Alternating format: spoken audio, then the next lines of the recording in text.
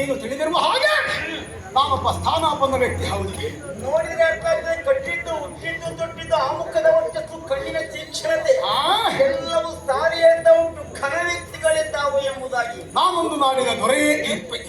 ಹೌದೇ? ಅದು ಎಲ್ಲಿದ್ದೀರಿ? ಕೇಳಿರಬಹುದು ನೀನು. ಸೌಭದೇಶ ವರ್ತಮಾನ ಕಾಲದಲ್ಲಿ ಸೌಭದೇಶದ ದೊರೆಯಾಗಿ ವಿಜೃಂಭಿಸುತ್ತಾ ಇರುವವ ಸುರನರೋರುಗರಿಗಿಂತ ಅಧಿಕಾಮ. ಹೇಳ್ಬೇಕಂತ ಇಲ್ಲ, ಏನು ನೀವು ನೋಡ್ಲಿ ಗೊತ್ತಾಗ್ತದೆ. ಯಾವುದು ಅಧಿಕ ಅಂತ ಮಾತಿನಲ್ಲಿ ಅಧಿಕ ಅಲ್ಲ, ಶೌರ್ಯ. ಹಾಗೆ ಹಾಗೆ ಅಧಿಕನ ಶೌರ್ಯದ ಧರಣಿಪಾಲಕನಾದಂತಹ ವೀರ ಧೀರ ಘನಗಂಭೀರ ಹೆಸರೆಲ್ಲ ಬಿರುದು ಬ್ರಹ್ಮದತ್ತ ನಾಮಕನಾದಂತಹ ಸಾಲ್ವಭೂಪತಿ ಅಂದ್ರೆ ನಾನು.